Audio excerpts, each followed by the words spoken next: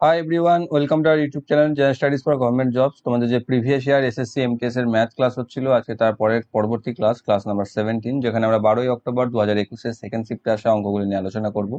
এর আগেও আমাদের বিভিন্ন ডেটের বিভিন্ন শিফটে 16টি ম্যাথ ক্লাস হয়ে গেছে। যারা যারা দেখোনি, এই ভিডিওর ডেসক্রিপশন বক্সে তার প্লেলিস্ট লিঙ্ক তোমরা পেয়ে যাবে, সেখান থেকে আগের ক্লাসগুলিকে অবশ্যই দেখে নাও। আর যারা যারা এই চ্যানেলটিতে নতুন রয়েছে, চ্যানেলটিকে তোমরা জয়েন হয়ে যাও টেলিগ্রামে, বিশেষ করে, যেখানে তোমরা ভিডিও রিলেটেড সমস্ত রকম ইনফরমেশন সেখানেই পেয়ে যাবে এবং প্রয়োজনীয় পিডিএফও।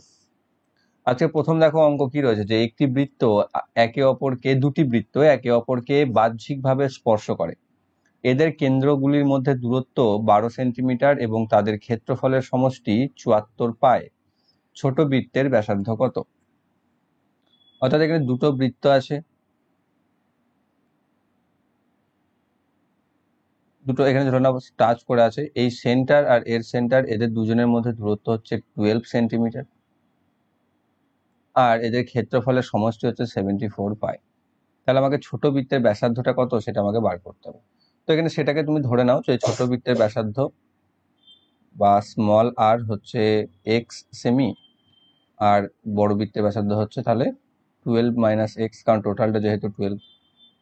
তাহলে ছোট বৃত্তের ব্যাসার্ধ হচ্ছে পাই এক্স স্কোয়ার, আর বড় বৃত্তের ব্যাসার্ধ হচ্ছে পাই 12 minus x square.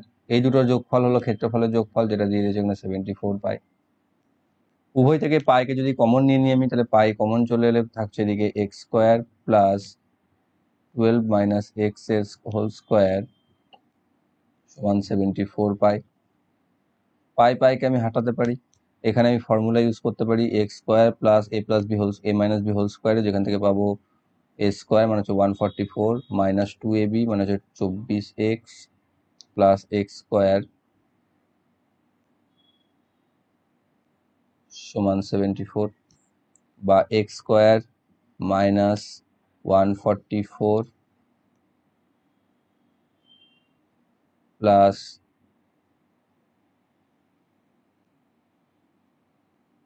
12 minus x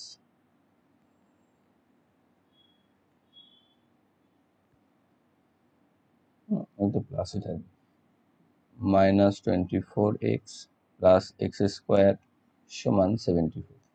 তাহলে এখান থেকে পাচ্ছি 2x স্কোয়ার মাইনাস 24x, আর 144 থেকে 70 বাদ, 74 বাদ মানে হচ্ছে মাইনাস প্লাস 70 ইকুয়াল টু 0। তাহলে আমি একটা দ্বিঘাত সমীকরণ পাচ্ছি এখান থেকে, যেটাকে আমি আবার 2 দিয়ে ভাগ করে ছোট করে নিতে পারি। তাহলে x square minus 12x plus 35 সমান 0। এখানে 12 আর 35 7 5 ভাঙবে, x square minus 7x minus 5x plus 35 equal to 0, বা x into x minus 7 minus 5 into x minus 7 সমান 0, বা আসবে x minus 7 into x minus 5 সমান 0, যেখান থেকে আমি পাচ্ছি এক্স সমান 7 অথবা এক্স সমান 5। এবার এক্স এর আমার এখানে কার মান চেয়েছে, ছোটটার চেয়েছে, তো ছোট যেটা রয়েছে সেটা হচ্ছে 5, সেটা হয়ে যাবে অ্যান্সার অপশন নাম্বার 1 রয়েছে।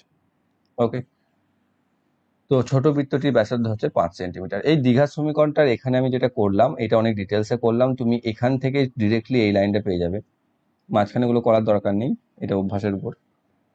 না করে দিলে বলবে আবার বুঝতে পারলাম না, তাই করে দিলাম বাকিদের জন্য।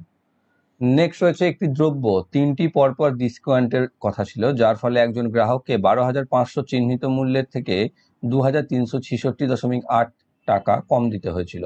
যদি প্রথম দুটি ছাড়ের মান 12% এবং 6% হয়, তবে তৃতীয় ছাড়ের কত শতকরা হার ছিল? তাই অ্যাকচুয়ালি দাম ছিল, মার্কেট প্রাইস ছিল এটা, সে কম দিয়েছিল এত টাকা। তাহলে এসপি কত ছিল, অ্যাকচুয়ালি যার বিক্রয় মূল্য ছিল 12,500 থেকে তুমি 2,366.8 বিয়োগ দিয়ে দাও। বিয়োগ করলে যেটা পাবে সেটা হচ্ছে 10,133.2 টাকা। ওকে, এবার কি হচ্ছে, প্রথমে ছাড় দিচ্ছে 12%, তারপরে ছাড় দিচ্ছে 6%, অর্থাৎ সেই দুবার ছাড় দেওয়ার পরে থাকছে কত, 12,500। প্রথমে ছাড় পাচ্ছে 12% মানে হবে 88/100, তারপরে পাচ্ছে 6% মানে হচ্ছে 94/100, এইটা। তাহলে এখান থেকে তুমি কাটাকাটি যদি করি, কাটাকাটি করলে আমি যেটা পাবো সেটা হচ্ছে 10,340। ক্যালকুলেশনসগুলো আমি আর বলছি না, এক্সট্রা করে অনেক সময় লেগে যাবে। তো এখানে কি বলছে, 10,340 টাকা। তাহলে এই টাকাটা সে হচ্ছে দুবার ডিসকাউন্ট দেওয়ার পর, আর সে অ্যাকচুয়ালি কিনেছে এইটাতে, তাহলে আরো কিছুটা কমে কিনেছে। কতটা কিনেছে? তাহলে 10,340 থেকে 10,133.2 বিয়োগ করো, তাহলে তৃতীয়বারে কত টাকা ছাড় পেয়েছে সেটা আমি পেয়ে যাব, যেটা আমি পাবো 206 টাকা 8, মানে 206.8 টাকা। এইটা হচ্ছে তৃতীয়বারে ছাড় পেয়েছে কত টাকার উপরে? এত টাকার উপরে। তাহলে তার শতকরা মান কত? সেটা হবে 206.8 বাই যেটা রয়েছে এই ক্ষেত্রে 10340 ইন্টু 100। তাহলে তৃতীয় ক্ষেত্রে শতকরা যে ছাড় হয়েছিল সেটার ভ্যালু হবে কত? এখানে দশমিকটা তুলে দিয়ে এখানে একটা শূন্য বসিয়ে দাও, এই শূন্য দুটোর সাথে এই শূন্যটা কেটে দাও, 1034 দুয়ে 2068, মানে সমান হচ্ছে 2%। অর্থাৎ থার্ড যে ডিসকাউন্টটা ছিল সেটা ছিল 2%। অপশন 4-এ রয়েছে সঠিক উত্তর। 25টি অঙ্ক আছে, দ্রুত বলবো, একটু ভালো করে শুনে নেবে, যদি বুঝতে না পারো আরেকবার রিপিট দেখে নেবে। এবং অঙ্কগুলো আজকে বেশ লেন্দি রয়েছে, এবং এত করছি মানে তোমাদের জন্য ট্রান্সলেট করছি, ট্রান্সলেট করার পর সেখানে ম্যাথ করে দিচ্ছি, বুঝিয়ে দিচ্ছি, অথচ ভিউ নেই। যাই হোক, তো এখানে কি হচ্ছে যে নেক্সট অঙ্ক, যে যদি একজন ব্যক্তি খেলনা সংখ্যার 80% এমন পরিমাণে বিক্রি করে যা দিয়ে সে সমস্ত খেলনা কিনেছে, তাহলে তার লাভের শতকরা হার কত? অর্থাৎ কোন একটি ব্যক্তি সে 80% খেলনাকে তার বিক্রি করে সে সমস্ত খেলনার দাম তুলে নেয়। তাহলে ধরে নাও সে 100টি খেলনা কিনেছিল এবং 100টি খেলনার তার দাম ছিল 100 টাকা, কিন্তু সে কি করছে? 80টি খেলনা বিক্রি করছে, 80% বিক্রি করছে। তাহলে 80টি খেলনা সে বিক্রি করছে, অথচ যে টাকা দিয়ে বিক্রি করে, যা দিয়ে সমস্ত খেলনা কিনেছে, সেই অর্থে সমস্ত খেলনা কিনেছে কত টাকায়? 100 টাকায়। তাহলে 100 টাকা দিয়ে বিক্রি করছে, অর্থাৎ 80টি বিক্রি করছে 100 টাকায়। তাহলে তার প্রফিট কত হচ্ছে? প্রফিট হচ্ছে 100 মাইনাস 80 সমান হচ্ছে 20 টাকা। তাহলে প্রফিট যদি 20 টাকা হয়, তাহলে পার্সেন্টেজ অফ প্রফিট কত হবে? 20 টাকা। কত টাকার পিছনে হচ্ছে? 80 টাকাতে 20 টাকা লাভ করছে সে, তাহলে ইন্টু 100। তাই না? জিনিসটা তো 80 টাকার ছিল, 100টার দাম যদি 100টা যদি 100 টাকা দাম হয়, তাহলে 80টার দাম 80 টাকা হয়। তাহলে অ্যাকচুয়ালি 80 টাকার জিনিসটা সে বিক্রি করছে 100 টাকায়। তাহলে 80 টাকার জিনিসটা যদি সে 100 টাকায় বিক্রি করে, তাহলে তার লাভ হচ্ছে 20 টাকা প্রতি 80 টাকা পিছু। তাহলে তার পার্সেন্টেজ অফ লাভ হচ্ছে কত? এখানে 80, 4 দিয়ে 25, তাহলে 25%। তাহলে প্রফিট, তার পার্সেন্টেজ অফ প্রফিট হচ্ছে 4, অপশন নাম্বার যেটা রয়েছে 25%। নেক্সট, একটু একটু সরে গেছে। যাই হোক, একটি শহরের ABCD 5টি স্কুলে টিচার এবং স্টুডেন্টদের সংখ্যা দেওয়া আছে। এবার বলেছে 5টি বিদ্যালয়ে ছাত্র শিক্ষকের অনুপাত কত? ঠিক, অনুপাত দেখো, প্রথমে এটার যদি ছাত্র শিক্ষক দেখি 50টা ছাত্র 30টা টিচার, তাহলে এর অনুপাত হচ্ছে 50/30 সমান 5/3। নেক্সট হচ্ছে 70/50, তাহলে এখান থেকে আমি ডিরেক্টলি করে দিয়েছি। প্রথম স্কুল হচ্ছে 5/3, দ্বিতীয় স্কুলে হচ্ছে 7/8, তৃতীয় স্কুলে হচ্ছে 8/6, মানে হবে এখানে কাটাকাটি করে 8/6 লিখি, ঠিক আছে, 8/6 থাক। নেক্সট হচ্ছে 6/4, নেক্সট হচ্ছে 9/7। এটাকে আমি, আর এটাই হচ্ছে তাদের অনুপাত 5টা স্কুলের টিচার স্টুডেন্ট টিচারের। তো এটাকে যদি আমি আর একটু লঘিষ্ঠ আকার করি, তাহলে পাচ্ছি 5/3:7/5 এখানে আসবে 4/3 অনুপাত, এখানে আসবে 3/2 অনুপাত 9/7।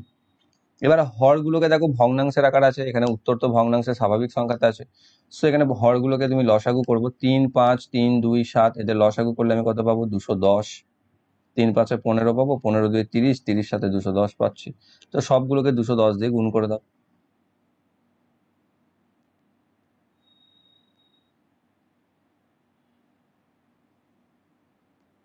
গুণ করলে এখানে 3 দিয়ে 3 7 21, তাহলে 7 5 350 পাচ্ছ।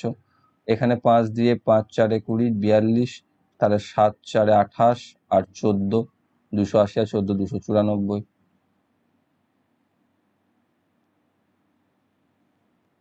তাই তো?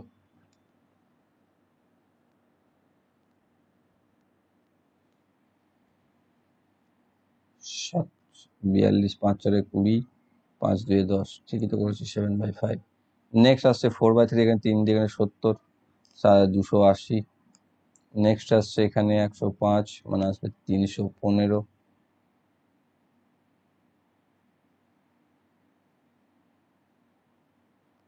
নেক্সট আসছে এখানে 7 দিয়ে 3 3 9 270।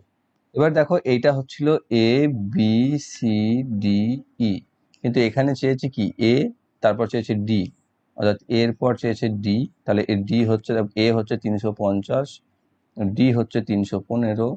তা 350-এর পর 315 দেখো একটাতেই রয়েছে, অপশন 3-এ সঠিক উত্তর সেটাই হবে। তারপর আছে বি, বি হচ্ছে 294, তারপর হচ্ছে সি, সি হচ্ছে তোমার 280। পরপর সাজিয়ে দিতে হবে, সেটা আমি সাজাইনি ফার্স্টে। লাস্ট আছে ই, যেটা হচ্ছে 270। সো আমাদের রেশিওটা আসছে 350:315, নেক্সট 294, নেক্সট 280, নেক্সট 270। অপশন 3-এ রয়েছে সঠিক উত্তর। নেক্সট একটা সিম্পলিফিকেশন বা সরল। সবার ফার্স্ট এখানে দেখতে পাচ্ছ উপরে একটা নিচেতে একটা আলাদা আলাদা আছে, তো উপর নিচে আলাদা আলাদা করে কাজ করব। প্রথমে এখান থেকে পাচ্ছি 100, 10 স্কোয়ার ইকুয়াল টু 100 অফ পাচ্ছি এখান থেকে কিউ 1/5 এর কিউ মানে হচ্ছে 1/125, ডিভাইডেড বাই এখান থেকে আমি পাচ্ছি 1/4 ইন্টু 4 মাইনাস এখানে এটা গুণটা হয়ে যাবে, 3 কেটে যাবে, 3 2 6 বাই নিচেতে পাচ্ছি 4/5 ইন্টু এখানে 5/12 মানে হচ্ছে 5 ভাজিত 5/12 বা 12/5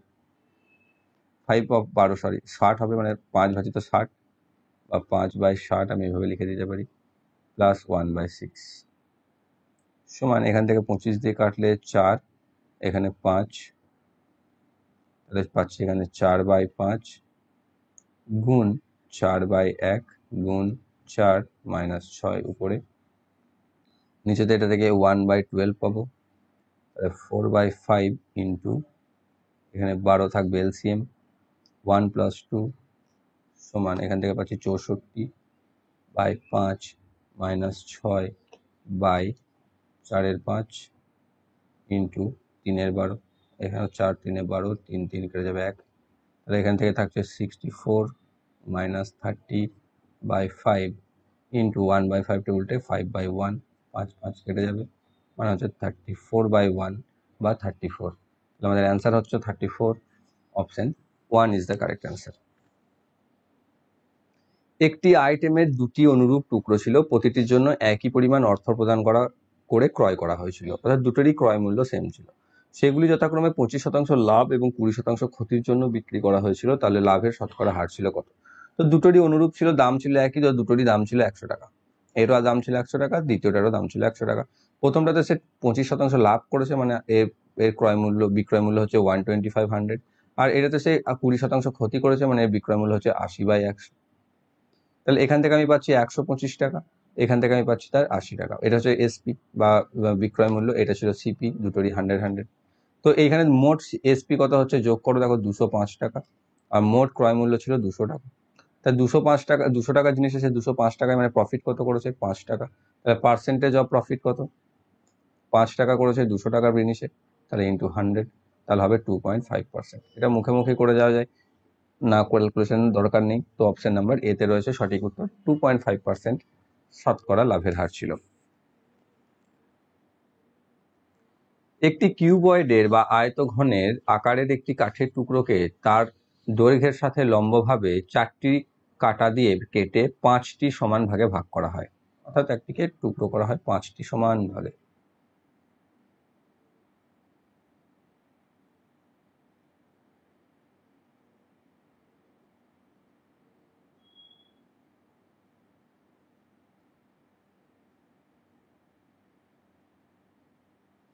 5টি সমান ভাগে ভাগ করা হয়, এবং দেখা যায় যে প্রতিটি টুকরোর আয়তন এক একটা ঘনক হয়, যার আয়তন হচ্ছে 27 সেন্টিমিটার বা ঘন সেন্টিমিটার। তাহলে একটা অর্থাৎ এটা দেখো এখানে এক একটা ঘনক হয়েছে, তো এর যদি হয় তাহলে প্রথমে এই ছোট ছোট ঘনক যেগুলো রয়েছে তার বাহু কত হবে? তার বাহু হচ্ছে কিউব রুট 27 হবে আয়তন থেকে, তাহলে এ, কারণ আমরা জানি যে ঘনকের আয়তন হচ্ছে এ কিউব। তাহলে বাহু হচ্ছে তোমার কত পাবো? 3। বাহু যদি 3 পাই, তাহলে দেখো এখানে এটা হচ্ছে 3, এটা 3, এটা 3, এটা 3, এটা 3, তাহলে লেন্থ কত বা দৈর্ঘ্য কত? আয়তঘনের দৈর্ঘ্য কত পাবো? আয়তঘন হচ্ছে 5টা 3, মানে 3 গুণিত 5 সমান 15। আর প্রস্থ কত? প্রস্থ দেখো যা এটা ছিল সেটাই 3। উচ্চতা কত? উচ্চতাও 3। তাহলে এবার এখানে কি বলেছে? এর পৃষ্ঠতলের ক্ষেত্রফলের ফর্মুলা হচ্ছে 2 গণিত দৈর্ঘ্য প্লাস প্রস্থ গণিত প্রস্থ মানে 15 গণিত 3 যোগ দৈর্ঘ্য গণিত উচ্চতা মানে 15 গণিত 3 যোগ প্রস্থ গণিত উচ্চতা মানে 3 গণিত 3। তাহলে এখান থেকে পাচ্ছি 2 ইন্টু 45 প্লাস 45 প্লাস 9 বা আসছে 2 গণিত 99 বা 198 সেমি স্কোয়ার। অপশন নাম্বার 4 রয়েছে সঠিক অ্যান্সার। যে তাহলে এর পৃষ্ঠতলের ক্ষেত্রফল হবে 198 বর্গ সেন্টিমিটার। একজন ভদ্রমহিলা প্রতিদিন বাসা থেকে তার অফিসে যান এবং তার জন্য একটি নির্দিষ্ট সময় বজায় রাখেন। একদিন সে তার গতি 25% কমিয়ে দেয়, তার ফলে তার স্বাভাবিক সময়ের কত ভাগে সে সেদিন দেরি করবে। ওকে, তো এখানে কি বলছে দেখো, স্বাভাবিকভাবে যদি দেখো তার গতিবেগ ছিল এক্স, ঠিক আছে, তাহলে তার এখানে কি হচ্ছে, প্রথম ক্ষেত্রে তার ধরে নাও লেট হিজ স্পিড বা টাইম, সে ধরে নাও ডিস্টেন্স কভার করছে ডি, তাহলে সে ধরে নাও তার গতিবেগ ছিল 4x। কি জানো, আমি এখানে 25কে 4 দিয়ে গুণ করে 100 পাচ্ছি, তাই এখানে 4x ধরছি, তাহলে আমি রাউন্ড ফিগারে ভ্যালুটা আসবে। তো এটা যদি তার স্পিড হয়, সে 25% কমিয়ে দিচ্ছে, মানে 4x ইন্টু 75/100। তাহলে এখান থেকে 25 3 মানে পাবো 3x। দেখো রাউন্ড ফিগার এলো, তাহলে প্রথমে স্পিড ছিল 4x, তারপরে সে করেছে 3x। তাহলে প্রথমে যখন কমিয়ে দিয়েছে তখন সময় বেশি লাগবে, অর্থাৎ d/3x, এটাতে সে সময় লাগলো। আর প্রথমে তার সময় লাগতো d/4x কম, তাহলে এই সময়ের পার্থক্য হচ্ছে কতটা, এটা হচ্ছে বিয়োগ, যেটা আমি পেয়ে যাবো পার্থক্য করলে আমি পাবো এলসিএম 12x, এখান থেকে পাচ্ছি 4d মাইনাস 3d বা d/12x। এটা হচ্ছে তার সময় পার্থক্য হচ্ছে, প্রথমে যা লাগতো আর পরে যা লাগছে তার মধ্যে। এবার সেটারই কি চেয়েছে আমাকে এখানে, কত ভাগ সে দেরি করছে আগের সময়ের থেকে, অর্থাৎ আগের সময় কত ছিল, তার আগের সময় ছিল দেখো কত,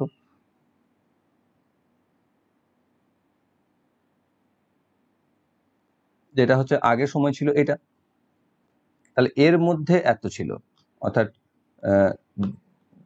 d/4x এর মধ্যে সে d/12x লেট করছে, এটাই তার সময়ের।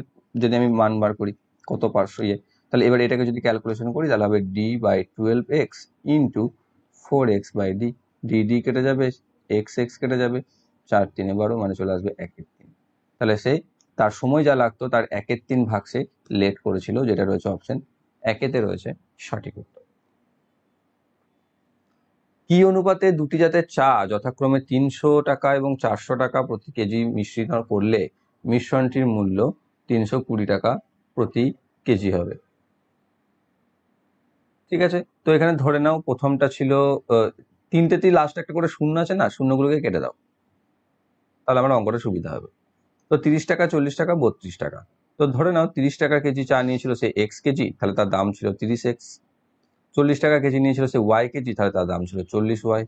সেই দুটো যোগ হয়েছে, মোট কত কেজি হলো, এটা এক্স কেজি ছিল, এটা ওয়াই কেজি ছিল, এইটা, তাহলে সমান হচ্ছে 332 টাকা। এটা হচ্ছে আমাদের রেশিও। বা এখান থেকে পাচ্ছি 30x প্লাস 40y সমান 32x প্লাস 32y। বা এখান থেকে তুমি পাচ্ছ 40 থেকে 8y সমান 2x, বা x/y সমান হচ্ছে 8/2 বা 4/1। তাহলে তার x/y অর্থাৎ প্রথম এবং দ্বিতীয় প্রকার চায়ের রেশিও কত হওয়া উচিত, 4:1 হওয়া উচিত। অপশন নাম্বার 1-তে রয়েছে সঠিক উত্তর। নেক্সট, 500 এবং 900-র মধ্যে কয়টি সংখ্যা উভয়কেই অন্তর্ভুক্ত করে, অর্থাৎ 500 এবং 900 দুটোকেই অন্তর্ভুক্ত করে, যা 12, 15, 20 এবং 30 দ্বারা বিভাজ্য? তাহলে 12, 15, 30, 20 দ্বারা বিভাজ্য সংখ্যা কোনটা হবে, সেটা প্রথমে আমি এলসিএম করে বার করব, যে 12, 15, 20 আর 30-এর এলসিএম। এটা তো খুব সহজ, 12 আর 15 60, 60টা 20 দিয়েও যাবে, 30 দিয়েও যাবে, তাহলে এলসিএম হবে 60 পেয়ে গেলাম। দেখো 60 হচ্ছে 900, প্রথমে রয়েছে বড় সংখ্যা, তাকে ভাগ করে দাও 600 দিয়ে, 600কে 15 দিয়ে চলে যাবে, 900 হয়ে যাবে, তাই তো। তাহলে এখানে থাকছে 15, আর ছোট সংখ্যা রয়েছে 500, তাকেও 60 দিয়ে ভাগ করে দাও, 60 দিয়ে ভাগ করলে পাবে 6 8 48, মানে 480 অব্দি যাবে, 20 ভাগশেষ থাকবে। তাহলে দেখো 500-র নিচে 8টা সংখ্যা আছে যা 60 দ্বারা বিভাজ্য, 900-র নিচে 15টা সংখ্যা আছে যা 60 দ্বারা বিভাজ্য। তাহলে 500 থেকে 900-র মধ্যে কতগুলো থাকবে? 15 থেকে 8 বিয়োগ দিয়ে দাও, মানে হচ্ছে 7টি। তাহলে অপশন নাম্বার একেতে রয়েছে সঠিক উত্তর, অর্থাৎ 500 থেকে 900-র মধ্যে 7টি এমন সংখ্যা রয়েছে যা 60 দ্বারা বিভাজ্য, অর্থাৎ 12, 15, 20 এবং 30 সমস্ত সংখ্যার দ্বারাই বিভাজ্য। নেক্সট, XYZ 1,20,000 টাকা মূলধন নিয়ে একটি অংশীদারি কাজে যোগদান করে, যেখানে Y এবং Z এর অবদান যথাক্রমে X এর থেকে 40% বেশি এবং 1,000 টাকা বেশি, অর্থাৎ Y হচ্ছে X এর থেকে 40% বেশি আর Z হচ্ছে X এর থেকে 1,000 টাকা বেশি। অর্জিত মুনাফা মূলধনে 20% এবং এই লাভের বাইরে 10% কিছু আনুষঙ্গিক খরচের দিকে চলে যায়, তাহলে বাকি যে লাভ থাকছে তার মধ্যে X কত টাকা পাবে? তাহলে এখানে X, Y আর Z এদের মধ্যে যে রিলেশনটা দিয়েছে, দেখো যদি X এ চেয়েছে তাই X এটাই ধরে নিলাম, 100X পাবে, কারণ এখানে পার্সেন্টেজ আছে। তাহলে X ধরেছে, ধরে নাও পাবে 100X টাকা। তাহলে Y পাচ্ছে কত? এর 40% বেশি, তাহলে হচ্ছে 140X টাকা। Z পাচ্ছে কত? Z পাচ্ছে X এর থেকে 1,000 টাকা বেশি, মানে Z পাচ্ছে 100X প্লাস 1,000 টাকা, তাই তো? এইটাই তো হচ্ছে না অবদান তাদের এই 1,20,000-এর মধ্যে। তাহলে 1,20,000-এর মধ্যে এটা যদি অবদান হয়, তাহলে তার হচ্ছে দেখো এর হচ্ছে 100X, X এর value plus 140X plus 100X plus 1000 equal to 1,20,000, তাই তো? এখান থেকে আমরা এটাকে লিখতে পারি সরাসরি। তাহলে এখান থেকে দেখো আমি কি পাবো, যে এই 1,000টা এদিকে গিয়ে বিয়োগ হয়ে যাবে, আর এখান থেকে পাচ্ছি 340X সমান হচ্ছে 1,19,000 টাকা, বা X সমান 1,19,000 বাই 340 সমান পাচ্ছি 350 টাকা। ঠিক ভাগ করলে 34 35-এ 1,190 হয়। তো এখানে কি হচ্ছে, X সমান 350 যখনই পেয়ে গেলে, তাহলে X is to Y is to Z আমি বার করতে পারবো। দেখো X হচ্ছে 35 ইন্টু 350 ইন্টু 100 মানে হচ্ছে 35,000, Y হচ্ছে এর 140 মানে 140 ইন্টু X, বা 140কে 35 দিয়ে গুণ করে দাও, তাহলে হচ্ছে 49,000, আর Z হচ্ছে এর থেকে 1,000 টাকা বেশি, মানে হবে 35,000 থেকে 1,000 বেশি, মানে 36,000 টাকা। তাহলে এদের রেশিও 3টে শূন্য কেটে দাও, তাহলেই হয়ে যাবে। তাহলে 35:49:36। এবার প্রফিট প্রথমে কি বলেছে, মোট মূলধনের 20%, তাহলে যেটা হচ্ছে 1,20,000 এর 20% মানে হচ্ছে 1/5 দিয়ে গুণ করতে পারবো, 20/100 করতে পারবো। এটা এর মধ্যে আবার বলেছে 10% কিছু দিকে খরচ করে দিই, তাহলে থাকছে বাকি 90%, তাহলে ইন্টু 9/10 বা 90/100ও করতে পারো। আমি সংক্ষিপ্ত আকারে লিখলাম। তো এখান থেকে প্রথমে কি করতে পারো, 0 কেটে দিতে পারো, 5 দিয়ে রেখে কেটে পারো, 5 2 10, 5 4 20, 0 0 2400। তাই 2400-কে 9 দিয়ে গুণ, বা 24কে 9 দিয়ে গুণ করে দাও। 2400-কে 9 দিয়ে গুণ করে দিলে পাচ্ছ 2000, সরি 24কে 9 দিয়ে 216, 0 0 21,600 টাকা। তাহলে 21,600 টাকা যদি মোট লাভ হয়ে থাকে, তার মধ্যে X কত পাবে? X এর আনুপাতিক ভাগ হচ্ছে 35/35 যোগ 49 যোগ 36, যেটা যোগ করলে আমি পাচ্ছি 120। 120 ইন্টু 21,600, 0 0 কাটলো, 12 দিয়ে কাটবে, 3 6 18 আসবে, 180 সমান 35 ইন্টু 180 সমান হচ্ছে 6,300। অপশন নাম্বার 2 এ রয়েছে সঠিক। তাহলে X পাবে 6,300 টাকা। নেক্সট, রবিবার সকাল 11টায় দুটি ঘড়ি সিঙ্ক্রোনাইজ করা হয়েছিল, অর্থাৎ সেম টাইম করা হয়েছিল। তারপর প্রতিদিন তারা যথাক্রমে প্রতিদিন 1 মিনিট লাভ এবং হারাতে দেখা যায়। এটা তুমি ট্রান্সলেশনের জন্য ভাষাটা গন্ডগোল হয়েছে, প্রথমে পড়ো, আমি তারপর বলে দিচ্ছি। পরের শুক্রবারে প্রথম ঘড়িতে যখন রাত 10টা দেখায়, তখন দ্বিতীয় ঘড়িতে কতটা ঘন্টা এবং মিনিটে প্রকাশ করা হয়। অর্থাৎ দুটো ঘড়ি রবিবার সকাল 11টার সময় তুমি ঠিক টাইম করে দিয়েছো। সেই ঘড়িটার মধ্যে প্রথমে ঘড়িটা যেটা রয়েছে সে 24 ঘন্টায় 1 মিনিট করে এগিয়ে যায়, আর দ্বিতীয় ঘড়িটা 24 মিনিটে 1 মিনিট করে, 24 ঘন্টায় 1 মিনিট করে পিছিয়ে যায়। তাহলে পরের শুক্রবারে প্রথম ঘড়িতে যখন রাত 10টা বাজছে, তখন দ্বিতীয় ঘড়িতে কটা বাজছে? তাহলে আলটিমেটলি 24 ঘন্টায় সেই তাদের দুটো ঘড়ির মধ্যে সময়ের পার্থক্য কত হয়? 24 ঘন্টায় সময়ের পার্থক্য হয় দেখো 2 মিনিট, কারণ প্রথম ঘড়িটা যায় 1 মিনিট এগিয়ে, মানে +1 হয়ে যায়, আর দ্বিতীয় ঘড়িটা হয়ে যায় 1 মিনিট পিছিয়ে, মানে -1 হয়ে যায়। সেখানে কি হচ্ছে, প্রথম ঘড়িটা দেখো যখন +1 হচ্ছে 24 ঘন্টা শেষে, তখন এই ঘড়িটা হচ্ছে -1। তার মানে এদের সময়ের মধ্যে পার্থক্য কত দেখা যাচ্ছে, এ 1 ঘর এগিয়ে যাচ্ছে, ও 1 ঘর পিছিয়ে যাচ্ছে, মানে সময় পার্থক্য হয়ে যাচ্ছে 2 মিনিটের। তাহলে কতক্ষণে, 24 ঘন্টায় এদের মধ্যে পার্থক্য হচ্ছে 2 মিনিট। এবার এখানে কি বলেছে, রবিবার সকাল 11টা থেকে রবিবার সকাল 11টার সময় ঠিক করা হয়েছিল। তার মানে দুটো ঘড়িতে 11টায় বাজছিল, প্রথম ঘড়িতে 11টায় বাজছিল, দ্বিতীয় ঘড়িতে রাত 10টা বাজছিল। প্রথম ঘড়িতে তখন এখানে রাত 10টা বাজছে। তাহলে সেই জন্য দেখো এখানে কিন্তু এই হিসাবে যদি আমি পার্থক্য করতে চাই, তখন এখানে এইভাবে করতে পারবো না, কারণ এখানে যে সময়টা দিয়েছে সেটা প্রথম ঘড়ির সময়, অ্যাকচুয়াল সময় কিন্তু নয়।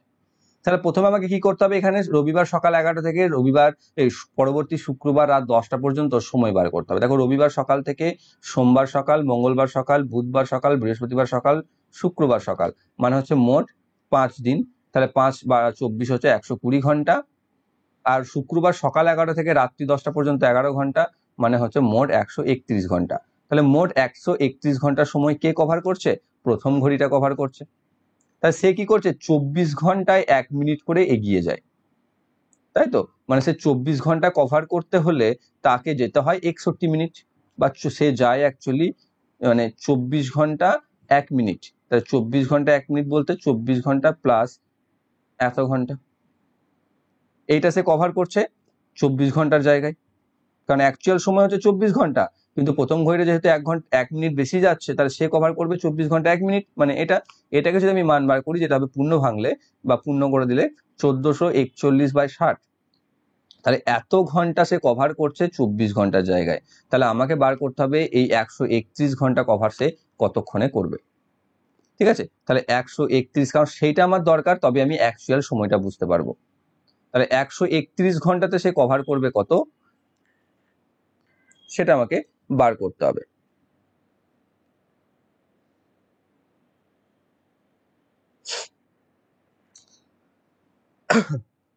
তাহলে 131 ঘন্টা সে কভার করবে 24 × 131 ডিভাইডেড বাই 1441/60, বা সমান, এখান থেকে আমি করতে পারি, পুরোটাই লিখে রাখতে পারো, এইভাবেই লিখে রাখতে পারো, অসুবিধা কিছু নেই। ঠিক আছে, এইভাবে এটা কি লিখে রাখো, কারণ এটা আমার অ্যাকচুয়াল সময়, আমি কাটাকাটি কিছু করছি না। এবার আমি একটু মুছে নিই এদিকে জায়গাটা করার জন্য।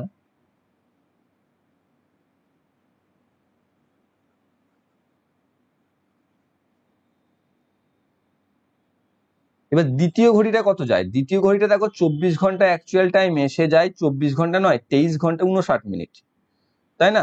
তাহলে 23 প্লাস 1 মিনিট মানে 59 মিনিট, মানে 59 বা তুমি এখানে এটা করতে পারো 24 মাইনাস 1/60, এটা করতে পারো। যেখান থেকে যদি আমি পূর্ণ করে নিই, বিয়োগটা করি, তাহলে পাচ্ছি 1300 বা 14। দেখো এখান থেকে অ্যাকচুয়ালি 1441 মিনিট যেটা হচ্ছে, সেই 1441 থেকে 1 মিনিটে এক্সট্রা যাচ্ছিল, মানে অ্যাকচুয়ালি হচ্ছিল 1440 মিনিট, তার থেকে 1 মিনিট কম, মানে 1439 মিনিট যাবে। এটা দেখে তুমি সহজে করে দিতে পারবে, 1439/60 যাবে 24 ঘন্টাতে দ্বিতীয় ঘড়িটা, কারণ সে 1 মিনিট কম যাচ্ছে। তা সে যদি এতক্ষণে এতটা যায়, তাহলে এই টাইমটা যেটা সে ফার্স্ট ঘড়িটা কভার করেছে, সেই সময়টাই তো মেন অ্যাকচুয়ালি, তো সেইটাতে সে কত যাবে। তাহলে এটাকে আমাকে বার করতে হবে 1439 দিয়ে, অর্থাৎ 1439/60 ইন্টু যেটা রয়েছে 2431/1441/60 ছিল, ইন্টু ওটা 1/60 করে দিচ্ছি আমি, সরি ওপরে একটা 24 গণিত 131 ছিল, আর একটা এখানে একটা 24 আছে, তাহলে ইন্টু 24টা নিচে চলে আসবে, ওপরে চলে যাবে 60/1441। ওকে, তো এইটা আমার আসছে, এখানে একটু পরিষ্কার করে লিখে দিই আবার।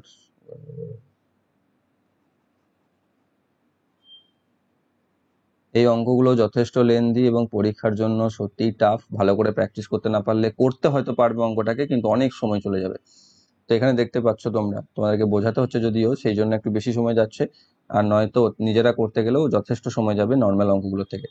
তো এখানে কি হচ্ছে 1439/60 ইন্টু 24 গণিত 131/141 ইন্টু 60/24, তাহলে এইটা হচ্ছে আমার মেন ক্যালকুলেশন। এখানে কাটাকাটিটা খুব সহজ, দেখো এখানে 24 24 কেটে যাবে, 60 60 কেটে যাবে, 131 দিয়ে এটা কেটে যাবে, 131 আগে 131, তাহলে থাকছে কত 131, আবার একদিকে কেটে যাবে 11, 11 দিয়ে নিশ্চয়ই 11/139 পড়ে থাকছে, 1439।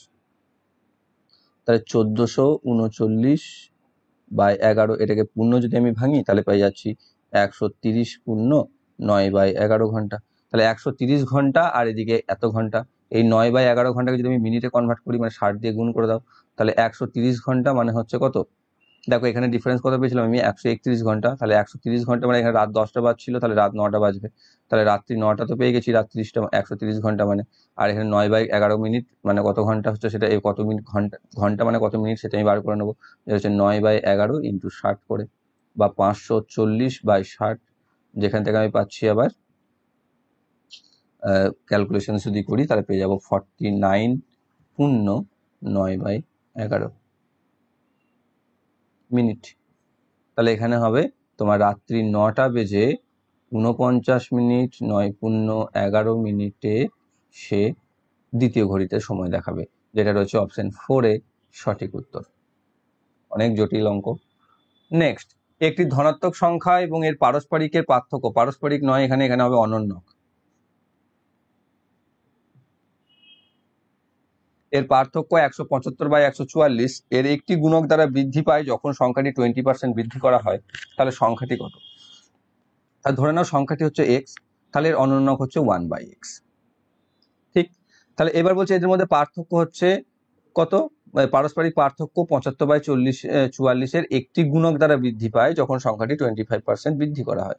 তাহলে এদের পার্থক্য হচ্ছে এটা x - 1/x, একে যদি 20% বৃদ্ধি করে দিই আমি, তাহলে x কে 20% যদি আমি বাড়াই সংখ্যাটিকে, তাহলে x × 120/100 মানে হবে 6/5, মানে আসবে 6x/5। তাহলে তখন তার বিপরীত কি হবে বা অনন্য কি হবে, 5/6x, তাই তো। তাহলে এদের মধ্যে পার্থক্য কত হবে, এটা। তাহলে এইটা হচ্ছে কি, তাহলে x - 1/x ইন্টু এর যে ডিফারেন্স, এটা হচ্ছে 175/144 ইকুয়াল টু হচ্ছে এর পার্থক্যটা, যেটা হচ্ছে 6x/5 - 5 - 6x। তাহলে এখান থেকে আমাকে x ভ্যালু বার করতে হবে, যেটা হচ্ছে আমার সম্পর্ক। সো এখানে কি রয়েছে, এখান থেকে আমি গুণ করে দেবো x এর সাথে, এটা বিয়োগ করলে আমি পাচ্ছি x² - 1/x into 175/144 equal to, এখান থেকে আমি পাচ্ছি 30x, যেখান থেকে আমি পাচ্ছি 36x - 25, বা সমান এখান থেকে পাচ্ছি 175x² - 175/144x সমান, আচ্ছা এখানে x² থাকবে, তাহলে এখান থেকে পাচ্ছি আমি 36x² - 25/30x, এখানে x কেটে দাও, তাই তো। আর কত কাটবে, 6 দিয়ে কেটে যাবে, 6 × 24 144, 6 × 5 = 30, তাহলে এখান থেকে 5 দিয়ে এটা গুণ হবে, 5 175 হচ্ছে 875, 875x² - 875 সমান, এদিকে 24 দিয়ে 36কে গুণ হবে, যেটা হচ্ছে 864, 64x² - 24 × 25 মানে হচ্ছে 600। তাহলে এখান থেকে পাচ্ছি 864, 75 থেকে বাদ মানে হচ্ছে 11x² সমান 275, বা x² সমান 25, বা x সমান হচ্ছে 5। তার সংখ্যাটি হচ্ছে 5, অপশন নাম্বার 3 রয়েছে সঠিক উত্তর। দেখো এটা শুনেছো কিনা আগে তোমরা, যে লাইন গ্রাফ একটি হিস্টোগ্রাম প্রতিস্থাপন করতে পারে তাকে কি বলা হয়?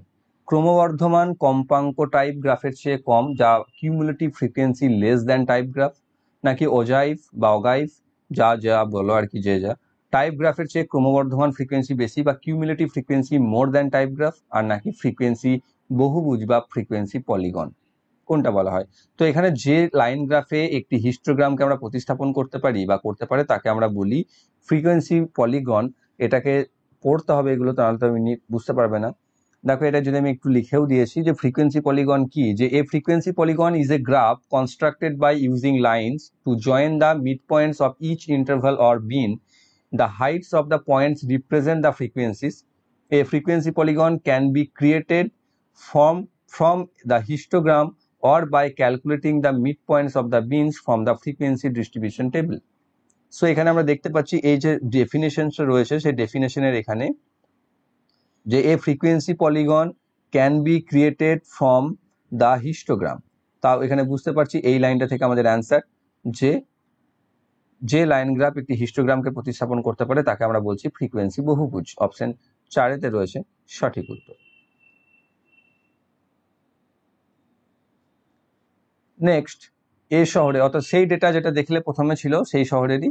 এবার বলছে ইয়ে 20% শিক্ষার্থী এমনভাবে স্থানান্তরিত করা হয় যে তারা এ এবং সি এর মধ্যে সমানভাবে বন্টন করে এবং তাদের 10% শিক্ষক এতে স্থানান্তরিত হয়, তাহলে নিম্নলিখিত স্কুলগুলির মধ্যে কোনটির ছাত্র শিক্ষক অনুপাত ডি এর কাছাকাছি থাকবে? তাহলে ইয়ে 20% শিক্ষার্থী বলেছে এখানে, তাই তো? তাই 20% ই কোথায় রয়েছে? ই এর শিক্ষক আছে 90, তাহলে 90 20% কত? 90 ইন্টু 20% মানে হচ্ছে 9 2 18। আর একটা কি বলেছে যে এ এবং সি এর মধ্যে ডিস্ট্রিবিউট হবে সমানভাবে, তাই তো? এবং তাদের 10% শিক্ষক এ তে স্থানান্তরিত হয়, এ এবং সি এর মধ্যে সমানভাবে বন্টন হয় এবং তাদের 10% শিক্ষক কত আছে? শিক্ষক আছে 70%, তাহলে শিক্ষক 70 ইন্টু 10% মানে হচ্ছে 7।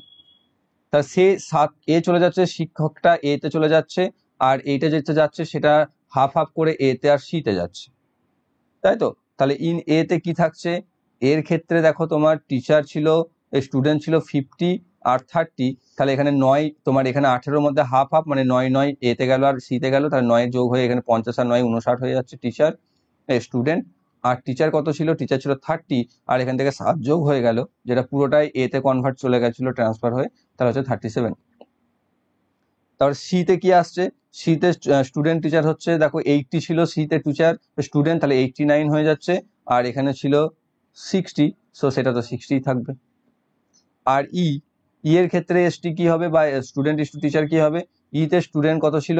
90 থেকে 18 বাদ চলে যাবে কারণ এখানে বিয়োগ যাচ্ছে, তাহলে সেটা হয়ে যাচ্ছে 72, আর এখানে তার টিচার ছিল 70, সেখান থেকে 7 বাদ চলে যাবে মানে হয়ে যাবে 63। এবার এ কি বলছে? এবার এদের কার রেশিও ডি এর কাছাকাছি থাকবে? ডি এর কি আছে? ডি আছে 60:40 মানে হচ্ছে 3:2। এর কাছাকাছি ক্লোজ কোনটা? দেখো এখানে 3:2, যদি 3 5 9 14 3 দিয়ে ভাগ করা তাহলে 20 আসবে, মোটামুটি 60 ধরলে 20 হলে এটা 40 হচ্ছে, 2 দিয়ে হলে 40 হচ্ছে। দেখো এটা ডিফারেন্স কাছাকাছি রয়েছে অনেকটা। এটা দেখো সব থেকে বেশি ক্লোজ হবে, যদি 30 দিয়ে করো 30 2 60, 30 3 90, এখানে 90 দেখো একের পার্থক্য, তাহলে এই সব থেকে বেশি ক্লোজ হচ্ছে 3:2 এর। এইখানে দেখো এটা হচ্ছে তোমার 3 দিয়ে যদি ভাগ করো 3 24 72, এখানে 24 2 48 হওয়ার কথা হচ্ছিল, তাহলে এটা তোমার হবে না। So option C is the correct answer, যে হচ্ছে সব থেকে বেশি ক্লোজ কার ডি এর।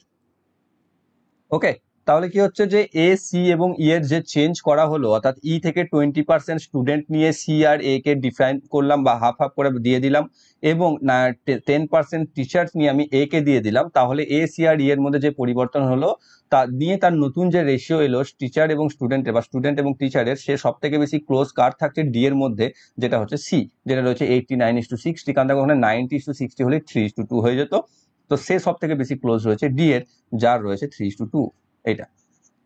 ওকে, তো এখানে কি আসবে অ্যান্সার? আমাদের আসবে সি, অপশন এ তে রয়েছে সঠিক উত্তর। নিচে দেওয়া 60টি পদের গড় কত? এখানে একটা ভ্যালু দিয়ে দিয়েছে, দেখো cos square x, cos square 2x, cos square 3x dot dot dot এভাবে চলে গেছে এবং sin স্কয়ার 30x পর্যন্ত। এটা খুব সহজ একটা অঙ্ক। আমরা একটা জিনিস জানি, যেটা হচ্ছে sin square theta plus cos square theta equal to 1। So এখানে cos স্কয়ার এক্স, এখানে sin স্কয়ার এক্স, এই দুটো যোগ করলে কি আসবে? 1। এখানে cos স্কয়ার 2x, এখানে sin স্কয়ার 2x, যোগ করলে কত আসবে? 1। এবার কটা যে টোটাল 7টা পদ আছে, মানে 30টা ইকুয়াল আছে, তাহলে 1 ইন্টু বা 1 প্লাস 1 প্লাস 1 প্লাস 1 এরকম করে 30 বার যাবে, তার টোটাল কত হবে? 30ই তো হবে। 30টা 60টি পদের যোগফল যদি 30 হয়, এভারেজ কত হবে? 60 দিয়ে ভাগ, মানে 0.5 বা 0.5। সো অপশন নাম্বার 4 এ রয়েছে সঠিক উত্তর। একটি অর্থের উপর অর্জিত সাধারণ সুদ হলো অর্থের 1/25, যেখানে বিনিয়োগের বছরের সংখ্যা তার শতকরা মানে তার সুদের হারের সমান। কত বছরের জন্য বিনিয়োগ করা হয়েছিল? তাহলে ধরে নাও টাকাটা ছিল 100 টাকা, তোমার অর্থ ছিল 100, আর সুদ হচ্ছে কত, অর্থের 1/25, মানে 100 গণিত 1/25 সমান হচ্ছে 4 টাকা। তাহলে এইটা হচ্ছে তোমার ইন্টারেস্ট, এটা হচ্ছে তোমার পি। যেখানে বলে দিয়েছে সুদের হার আর সময় সমান, তাহলে পিটিআর বাই 100 সমান আই আমরা জানি। তাহলে পি ইন্টু টি ইন্টু আর টি তো সেম, তাহলে আমি আবার এখানে টি লিখলাম বাই 100 সমান হচ্ছে, যেখানে রয়েছে তোমার 4 বেরিয়েছে আমাদের সুদ, এখানে পি এর জায়গায় 100 লিখি, তাহলে 100 কেটে গেল, মানে টি স্কোয়ার সমান 4 বা টি সমান 2। তাহলে টাইম ছিল 2, যদি সুদের হার চাইতো সুদের হারও ছিল 2%। অপশন নাম্বার 2-তেই রয়েছে সঠিক অ্যান্সার। 4 ব্যক্তি পি কিউ আর এবং এস একটি কাজের জন্য নিযুক্ত ছিল, এই শর্তে যে পি কিউ আর এস কাজ করবে যথাক্রমে সোমবার বৃহস্পতিবার, অর্থাৎ পি করবে সোমবার বৃহস্পতিবার, কিউ করবে মঙ্গলবার শুক্রবার, আর করবে বুধবার শনিবার, আর এস করবে রবিবার। কাজটি শুরু হয়েছিল সোমবারে এবং 15তম দিনে সম্পন্ন হয়েছিল, যা একটি সোমবার ছিল। যদি এই কাজ করার ক্ষেত্রে পি কিউ আর এস এর দক্ষতা 1:2:3:4 হয়, তাহলে আর কতদিনে কাজটি সম্পূর্ণ করতে পারবে বিরতি ছাড়া একা, অর্থাৎ কোনো রকম বিরতি না নিয়ে একা একা আর কাজটি কতদিনে শেষ করে দেবে। অঙ্কটা বেশ জটিল বলতে কনফিউজিং এবং খুব কমপ্লেক্স। ওকে, অঙ্কটা কঠিন নয়, কিন্তু তোমাদের পড়তে বুঝতে এবং তারপর করতে অনেক সময় যেতে পারে। সো এখানে কি বলছে, সোমবার, মঙ্গলবার, বুধবার, বৃহস্পতিবার, শুক্রবার, শনিবার, রবিবার, এই কদিন 7 দিন। এবার এখানে কি করছে, পি করছে কি কি বার, সোমবার আর বৃহস্পতিবার, অর্থাৎ এখানে পি করছে সোমবার আর বৃহস্পতিবার, কিউ করছে মঙ্গলবার আর শুক্রবার, কিউ আর কিউ, তারপরে আর করছে বুধবার আর শনিবার, তাহলে আর আর আর, আর এস করছে কেবল সানডে। এবার বলছে পি কিউ আর এস এর কাজের দক্ষতা হচ্ছে 1:2:3:4, অর্থাৎ পি যদি 1 ইউনিট করে তাহলে কিউ করছে 2 ইউনিট, তাহলে আর করছে 3 ইউনিট, আর এস করছে 4 ইউনিট। তাহলে পি যদি 1 ইউনিট করে তাহলে মঙ্গলবার সোমবার দিন 1 ইউনিট করছে, আবার বৃহস্পতিবার দিনে 1 ইউনিট করছে। কিউ যদি 2 ইউনিট করে মঙ্গলবার দিন 2 ইউনিট করছে, আবার তোমার শুক্রবার দিন 2 ইউনিট করছে। আর যদি 3 ইউনিট করে বুধবার দিন 3 ইউনিট করছে, আবার শনিবার দিন 3 ইউনিট করছে। আর এস যদি 4 ইউনিট করে তাহলে সে শুধু রবিবার দিন 4 ইউনিট করছে। তাহলে পুরো এক সপ্তাহে মোট কত কাজ হচ্ছে যোগ করে দাও। যোগ করলে কত আছে, 1 আর 2 3, 3 আর 3 6, আর 1 7 আর 2 8, 7 আর 2 9, আর 3 12, আর 4 16 ইউনিট। মোট কাজ হচ্ছে 16 ইউনিট। কদিনে, 7 দিনে। তাহলে 7 দিনে হচ্ছে 16, তাহলে 14 দিনে কত হবে, 14 দিনে হবে 32 ইউনিট।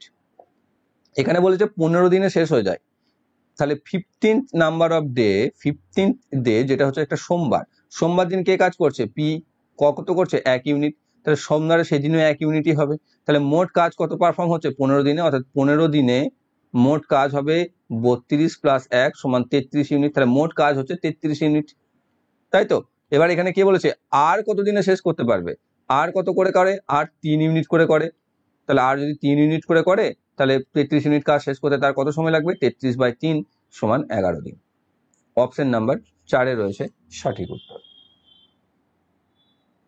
যদি a বাই b সমান b বাই c সমান c বাই d হয়, তখন a আর d এর পরিপ্রেক্ষিতে b এবং c এর মান কত? b by c to the power 0.5, b by c to the power square, b by c to the power 1.5 বা b বাই c এর কিউব।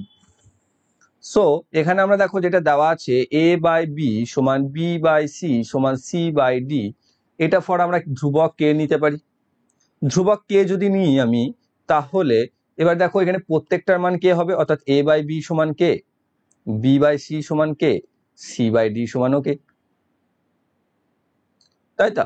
এবার আমাকে এখানে রাখতে কি বলেছে, a বাই d এর বেসে, তাহলে a রাখতে হবে আর আমাকে d রাখতে হবে। তা দেখো প্রত্যেকটাকে যদি গুণ করে দিই, অর্থাৎ a বাই b গুণ b বাই c গণিত c বাই d, তাহলে কি হবে, সমান তিনটেরই ভ্যালু কে আছে, তাহলে k into k into k বা কে কিউ হবে।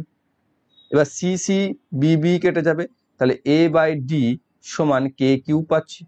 এবার এখানে কার পরিপ্রেক্ষিতে লিখতে হবে, বি এবং সি এর মানের, কারণ এখানে বি আর সি, তাহলে এখানে দেখো কে সমান বি বাই সি আছে, তো বি বাই সি সমানও তো কে আছে, এখানে এ বাই বি দেয়নি, B by C, C by D এরও দেয়নি, আমাকে বি আর সি এর নিয়ে করতে বলেছে। তাহলে আমি K for B by C লিখতে পারি, তাহলে K for B by C লিখলে বি বাই সি এর কিউব লিখতে পারি, যেটা আসবে আমাদের অ্যান্সার, যেটা রয়েছে অপশন 4-এ। নেক্সট, 2020 সালের ফেব্রুয়ারি মাসে একজন দৈনিক ব্যক্তির গড় দৈনিক ব্যয় ছিল 120। ওকে, প্রথম 15 দিনে গড় ছিল 142 টাকা এবং শেষ 15 দিনে ছিল 96 টাকা। তাহলে 15 ফেব্রুয়ারিতে তার ব্যয় কত ছিল? দেখো 20 সালের ফেব্রুয়ারি মাস, সেখানে দিন কত ছিল? 20 সালের ফেব্রুয়ারি মাস হচ্ছে একটা লিপ ইয়ার, তাহলে ডেট হচ্ছে বা ডে নাম্বার অফ ডে হচ্ছে 29। ঠিক, তাহলে টোটাল সে ইউজ কত করেছিল? 29 ইন্টু 120। 29 ইন্টু 120 যদি আমি গুণ করি, 29 ইন্টু 120 গুণ করলে আমি পেয়ে যাচ্ছি কত? 3480। ওকে, তাহলে টোটাল আমাদের এত টাকার সে বিক্রি হয়েছিল। এবার প্রথম ফার্স্ট 15th বা 15 দিনে সে কত করেছিল? 142 টাকা করে, অর্থাৎ 142 ইন্টু 15 সমান হচ্ছে কত? সেটা হচ্ছে তোমার গুণ করলে আমি পাবো 2130। আমি এগুলো সব করে রেখেছি। তারপরে রয়েছে লাস্ট 15th ডে বা লাস্ট 15 দিনে কত হচ্ছে? তার 96 এভারেজ হচ্ছে, তাহলে হবে তার 96 ইন্টু 15। 96 ইন্টু 15 ফর হচ্ছে 440, 1440। ঠিক, তাহলে দেখো এখানে প্রথম 15 দিন আর এখানে শেষ 15 দিন, এখানে দেখো দিন তো 29 দিন, তাহলে দেখো মাঝখানে যেটা number 15th number off day, সেই ডেটা দেখো দুটোতেই কমন আছে। তাহলে এই দুটো মিলে যদি যোগ করে দিই আমি, তাহলে দেখো 30 দিনের পেয়ে যাবো, যেখানে 15 নাম্বার দিনটা দুবার কাউন্ট হবে, তাই না? তাহলে 15 নাম্বার দিনটা যদি দুবার কাউন্ট হয়, সেটা থেকে আমি এখানে যদি বাদ দিয়ে দিই এটাকে, তাহলে আমি 15 নাম্বার দিনের ইউজ পেয়ে যাবো। তো এই দুটোকে যোগ করে দাও, যোগ করলে আমি কত পাচ্ছি? যোগ করলে আমি পেয়ে যাবো 3570। তাহলে এখানে কি হচ্ছে? টোটাল প্রথম 15 দিন আর শেষ 15 দিন এটা, যেখানে 15 দিনটা কমন, অর্থাৎ এর মধ্যে কি হচ্ছে? 3570 মধ্যে 15 দিনের ভ্যালুটা দুবার পুট আছে, কিন্তু এখানে তো নেই, এখানে তো সব একবার করে আছে। তাহলে এইখানে যদি বাদ দিয়ে দিই, তাহলে আমি 15 দিনের ভ্যালুটা পেয়ে যাবো, অর্থাৎ 15th নাম্বার অফ ডেজে বা 15th ডেতে তার খরচ ব্যয় হয়েছিল কত? 3570 থেকে আমি 3480 বাদ, তাহলে হচ্ছে 70 আর দিকে 20 মানে হচ্ছে 90। তাহলে সে 15 নাম্বার দিনে তার খরচ কত ছিল বা ব্যয় ছিল? 90 টাকা। অপশন 3-এ রয়েছে সঠিক উত্তর। নেক্সট, যদি 24 জন পুরুষ দৈনিক 12 ঘন্টা কাজ করে 15 দিনে একটি কাজ করতে পারে, তাহলে 36 জন পুরুষ দৈনিক 10 ঘন্টা কাজ করে কত দিনে কাজটির দ্বিগুণ করতে সক্ষম হবে? খুব সিম্পল, এখানে আমরা এই ফর্মুলা ইউজ করে দেবো যে তোমার M1 into T1 into D1 by W1 equal to M1 into M2 into T2 into D2 by W2। এখানে W তো ফিক্সড, সো আমার মাথা ব্যথা কিছু নেই। সো এখানে প্রথম ক্ষেত্রে কি হচ্ছে? কাজ 24 জন 12 ঘন্টা করে 15 দিনে করছে, আর এইদিকে করছে 36 জন 10 ঘন্টা করে, আমাকে ডে বার করতে হবে, কিন্তু বলছে ডবল কাজ করবে, তাহলে এই কাজটার পরিমাণকে 2 দিয়ে গুণ করে দিতে হবে, সমান এরা কত দিনে করবে, এটার সাথে সমান হয়ে যাবে। তো 2 দিয়ে গুণ করলে এখানে 24 গুণিত 12 গুণিত 15, এদিকে তোমার 36 গুণিত 10 গুণিত D2, বা তুমি এখানে 2টাকে এর নিচেতে নিয়ে চলে আসতে পারো,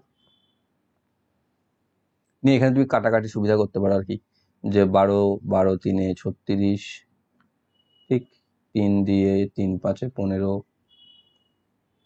এরকম কাটাকাটি করতে পারো। 10 দিয়ে এটা 5 কেটে যাবে, এরকম ছোট ছোট ছোট ছোট ভাবে কাটতে পারো। 2 দিয়ে 3 5 দিয়ে আর কিছু কাটবে, 5 5 কেটে যাবে, তাহলে D2 সমান পেয়ে যাচ্ছে 24। তাহলে তাদের সময় লাগবে কত? 24 দিন। অপশন 3-এ রয়েছে সঠিক উত্তর। এখানে কাটাকাটিটা দেখে নাও আর একটু ভালো করে বুঝতে যদি না পারো, যে 24 ইন্টু 12 ইন্টু 15 সমান 36 ইন্টু 10 ইন্টু D2, এইদিকে 2 গুণ ছিল, সেটা আমি নিচেতে এইদিকে নিয়ে এসেছি। এবার দেখো 12 দিয়ে এটা কেটে যাবে, 12 3 36, 3 দিয়ে এটা কেটে যাবে, 3 5 15, 2 দিয়ে এটা কেটে যাবে, 2 5 10, 5 5 কেটে যাবে, তাহলে এদিকে 24 পরে থাকছে, এদিকে D2 পরে থাকছে, তাহলে D2 হচ্ছে 24। তাই 24 দিন সময় লাগবে। অপশন 3-এ রয়েছে সঠিক উত্তর। আবার সেই সেম ডেটা, যে নিচের কোন স্কুলে শিক্ষক ছাত্রের অনুপাত সবচেয়ে বেশি, অর্থাৎ কোন অনুপাতটা বেশি? দেখো প্রথমে A তে রয়েছে 50:30, 70:50, 80:60, 60:40, 90:70। সবগুলোর মধ্যে টিচার স্টুডেন্টের ডিফারেন্স দেখো 20। আমরা কি জানি যে লব আর হর এদের মধ্যে পার্থক্য যদি সমান হয় সব ভগ্নাংশে, তাহলে যার মান বেশি সে বড় বেশি। তাহলে এখানে দেখো সব থেকে সবগুলোতেই 20 পার্থক্য না, 50 আর 30, 70 আর 50, 80 আর 60, 60 আর 40, 90 আর 70। সো এগুলোর মধ্যে এবার ভ্যালু কার বেশি? সব থেকে ভ্যালু বেশি স্কুলের, যেটা হচ্ছে 90/70। তো যেটা ভ্যালু সব থেকে বেশি তার মানও সব থেকে বেশি, অর্থাৎ শিক্ষক ছাত্র অনুপাত সবচেয়ে বেশি হচ্ছে স্কুলে। অপশন 3 রয়েছে সঠিক উত্তর। আর ব্যাসার্ধের একটি গোলকের উপাদান গলে যায় এবং পুরুত্ব a এবং বাইরের ব্যাসার্ধ b একটি ফাঁপা নলাকার শেলে পরিণত হয়, এর দৈর্ঘ্য কত হবে?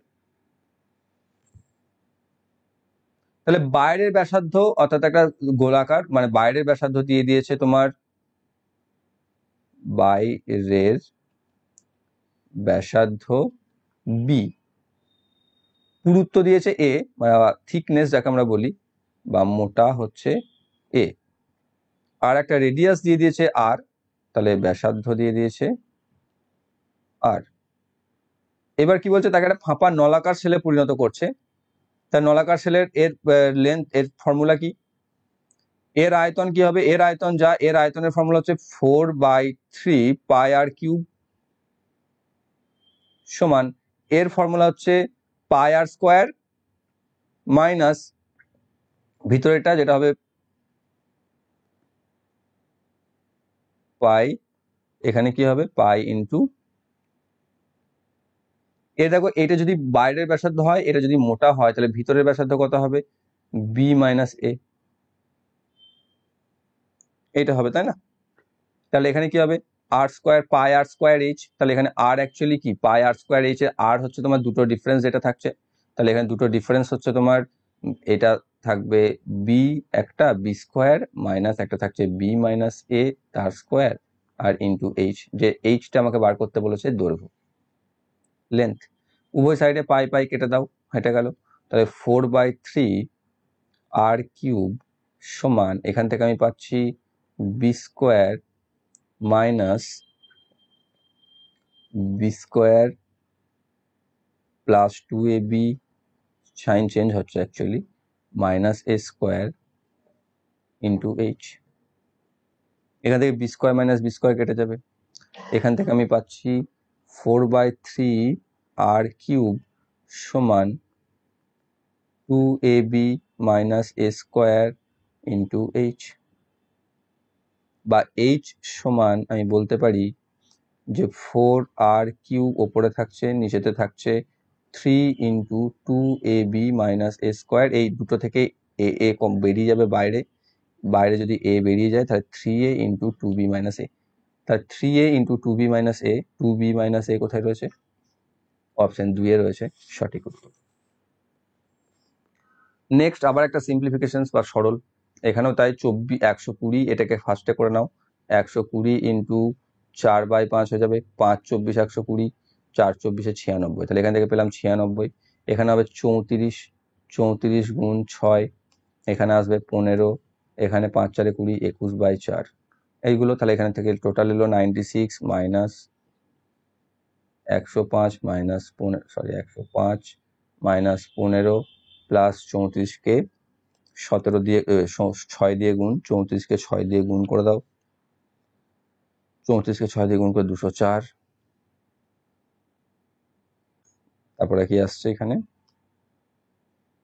এটা ফার্স্ট ব্র্যাকেট থাকছে, তারপরে এখানে থাকছে ভাগ 21/22, এখান থেকে পাচ্ছি 96 মাইনাস এখান থেকে পাচ্ছি 105, 204, 309 থেকে 15 বাদ মানে 294, 294 ইন্টু 4/24, 21 21 দিয়ে এটা কেটে যাবে, 21 একে 21, 21 4 84, 4 14 56 আর 96 মাইনাস 56 ইকুয়াল টু হচ্ছে 40।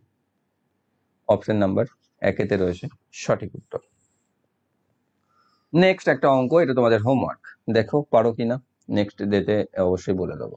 যে একটি নির্দিষ্ট অঙ্কের একটি স্কিমে 3 বছরের জন্য বিনিয়োগ করা হয়েছিল, যাতে সুদ বার্ষিক চক্রবৃদ্ধি হারে ছিল।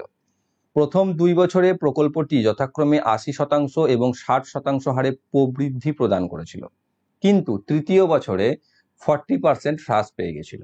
3 বছরের জন্য সামগ্রিক সুদের হার কত ছিল? 22.5%, 24%, 20% এবং 48.6%। অ্যান্সার হচ্ছে 20%। তোমরা ক্যালকুলেশনস করো এবং চেক করো, এবং সঠিক উত্তর 20% হচ্ছে সঠিক, কোনো রকম ভুল টুল কিছু নেই। ভাষাতে একটু প্রবলেম থাকতে পারে, তোমরা এটাকে একটু ইংরেজি ট্রান্সলেট করে নিলেও তাহলে সোজা হয়ে যাবে বা সঠিক হয়ে যাবে, ঠিকঠাক চলে আসবে। তো আরেকবার পড়ে নিয়ে অঙ্কটা নিয়ে নেক্সট করা ক্যালকুলেশনস করো, এবং তোমাদের অ্যান্সার 20% এসছে কিনা মিলিয়ে কমেন্টে অবশ্যই জানাও। তো এই ছিল 25টি তোমাদের অঙ্ক 12ই অক্টোবর 2021 সেকেন্ড শিফটে এসএসসি এমটিএস এর। আশা করছি প্রত্যেকটি অঙ্ক বুঝতে পেরেছো। আজকের অঙ্কগুলো বেশ লেন্দি ছিল, টাফ ছিল একটু তুলনামূলক, টাফ বলা যাবে না, লেন্দি ছিল, বা করতে তোমাদের একটু সময় চলে যাবে। তো একটু ভালো করে প্র্যাকটিস করবে, এবং যেগুলো বুঝতে অসুবিধা হচ্ছে আর একবার রিপিট দেখে নেবে। তাহলেও যদি বুঝতে অসুবিধা হয় কমেন্ট বক্সে কমেন্ট করে রাখবে। আর যারা যারা চ্যানেলে নতুন রয়েছে চ্যানেলকে সাবস্ক্রাইব করে বেল আইকনকে অবশ্যই অল করে রাখো। আর ভিডিওটি ভালো লাগলে অবশ্যই লাইক করো, বন্ধুদের শেয়ার করো। Thank you for watching.